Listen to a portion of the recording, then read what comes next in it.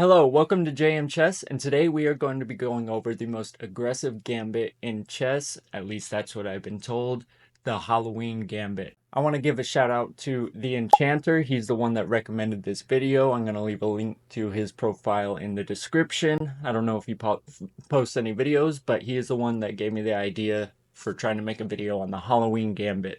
So the Halloween Gambit kind of can set up just like I showed you guys the Vienna Gambit in the other video. Go check that out if you haven't. I heard of the Halloween Gambit, but I never looked at it or practiced it or anything like that. But since I've taken a look at it, it is definitely quite the gambit. I'm gonna definitely have to try it in some of the games that I play in the future.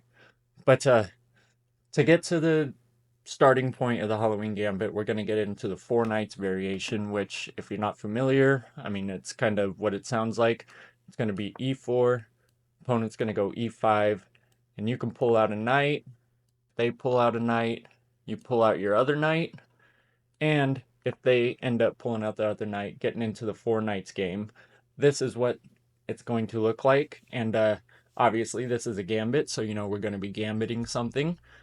And that gambit starts with knight takes e5, gambiting that knight. As you can tell, most of the time they're going to take that. It says in the evaluation bar that yes, in fact, we are losing. But here comes the tricky part for the opponent. If they take that knight, you just want to attack the knight because they are going to want to go back, obviously try to save that knight. You're going to want to attack it again, and it says the best move would be go to e5, which is back right here, but that just plays right into the gambit because you're going to attack the knight again. And eventually he's going to have nowhere else to go other than to the other side of the board, which is what he's going to do. So now we are not going to attack that same knight. We're not going to attack it one more time. We're going to attack the opposite knight with e5 and force him, because he can't take that pawn. He can't go there because your knight takes. Can't go there, same reason. And he can't go there because the queen. Same with that. So he's going to be forced to retreat, go back to g8. Now, what we're going to do, and this is important because it gets our pawns where we need them, we are going to push the d pawn to d6, and obviously he can't take there, and he's not going to be able to do anything else. So most of the time, especially low elo ratings like myself, they're just going to take because they're annoyed with the little pawn structure we got going on. They want to kind of split our pawns up.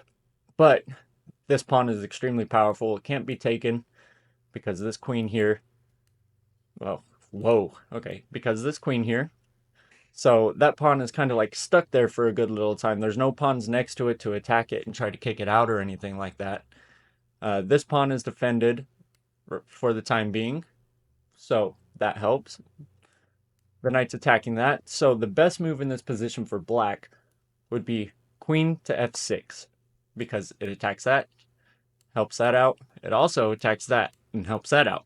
So this is where the aggression comes in with this Halloween Gambit. We are going to kind of just ignore both of those, and especially at low ratings, this works wonderfully.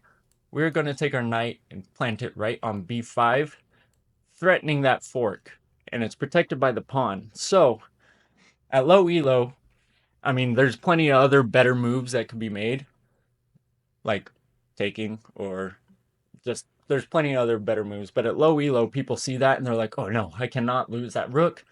So they could go here, which, I mean, still isn't a great move, especially because you're still going to get that check right in here. You're still going to get that check right in here, and that knight is going to be planted. There's not a lot they can do with it. That actually loses a lot of advantage, though, because once you move, that pawn is still under attack. But most of the time, what happens is you move there, and either the queen is going to go back, and that's basically just checkmate, unless they lose their queen. So you can win a queen that way. That is nice. But what they usually do, and this loses much more than just the queen, is they'll go here to avoid the check. So what they're thinking they can do is, yeah, obviously put the king there so it stops the fork, everything like that. But what you're going to do instead of going straight for the fork, well, it's not even a fork at this point, but we're going to bring the bishop out, the c bishop, to e3. Because the idea behind this is it lines up two things right here. That's going to end up being a free pawn if they don't do anything about it. If they're playing smart, they'll figure out a way to counteract that. But what mostly happens, because they don't want to lose that pawn, is they'll push the pawn, attack the knight. They're not going to lose that pawn anymore. That's for sure. They're definitely not going to lose the pawn anymore. But the next move we're going to make, bishop check to b6. And that's basically the dagger in the game. There's not a lot the opponent can do. There's only one spot the king can move to because this pawn protects coming forward. It's just going to go there, which allows the fork finally allows the fork. And the crazy thing about this, craziest thing about this, king only has one spot to go. So you're going to take the rook with check. This pawn still protecting this area. King only has one place to go. You're going to come hit that check again. King only has one place to go. And you win the queen. Absolutely crazy. Just absolutely fries the opponent. Because now he still only has one spot to go. And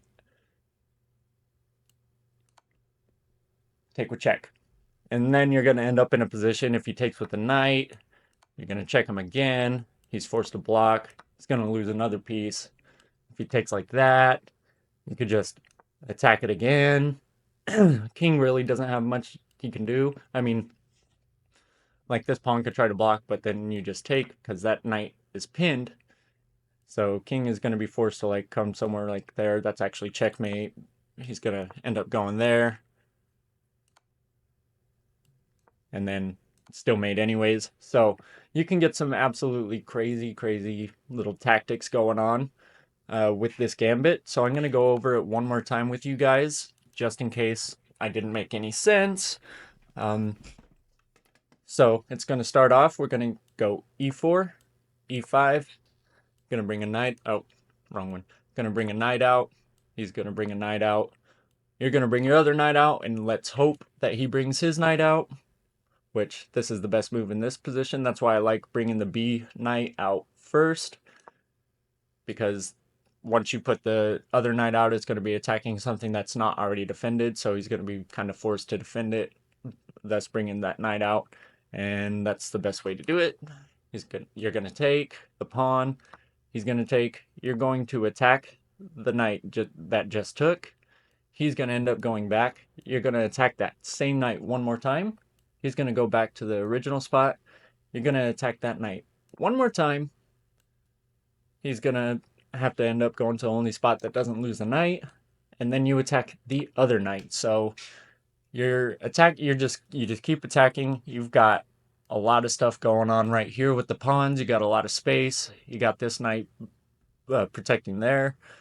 So the only spot that doesn't lose a knight is moving back. You're going to push the D pawn one more time, hoping that he takes. And after that, so he's going to go here with the queen, putting a lot of pressure on these pawns. You're going to threaten the fork. He's going to come try to defend it. You're going to bring the bishop out, attacking that pawn right there with not right there, attacking that pawn with two pieces. And if he defends that capture by attacking the knight, it's game over. He's going to go boom. You're going to hit that fork. You're going to take the knight, check again. You're going to check him again. He's going to move the king. That's check again, winning the queen. It's going to go back. You're going to take, and then all sorts of other crazy stuff. So that is what's called the Halloween Gambit. If you have any questions, just let me know. I'm going to go over it one time quick. If you guys see over here on the right side, it's got the move order, move sequence. If you want to copy that down, go for it. But we're going to go through it one more time. I'm going to do this kind of quick. Let me just hit new analysis. That would be faster. There we go. New analysis. Why is it? There we go. We're going to go e4, e5, knight to c3, and then whatever knight he pulls out. Let's go knight to c6. You're going to go knight f3. He's going to go knight f6. And then you want to take that pawn. When he takes back, knight takes e5. You're going to attack with d4. He's going to go back. You're going to go d5. He's going to go back to e5. You're going to attack it again with f4. He's going to go out to the outside. That's the only spot that doesn't lose the knight outright. You're going to attack the other knight finally with e5. He's going to go back, and then you're going to push to d6. He's going to take on d6. You're going to take on d6 back. He's going to come out to f6 with the queen, attacking all these. And you are going to threaten that fork. If he comes out, you're going to bring the bishop to e3. If he sees that you're attacking this pawn twice, even though I don't believe taking either one of them is really a good move, but if he sees that and pushes his pawn attacking the knight, that is game over. Bishop b6, check. He's only got one spot he can go. Knight c7, check. Forking the king and the rook. He's only got one spot to go.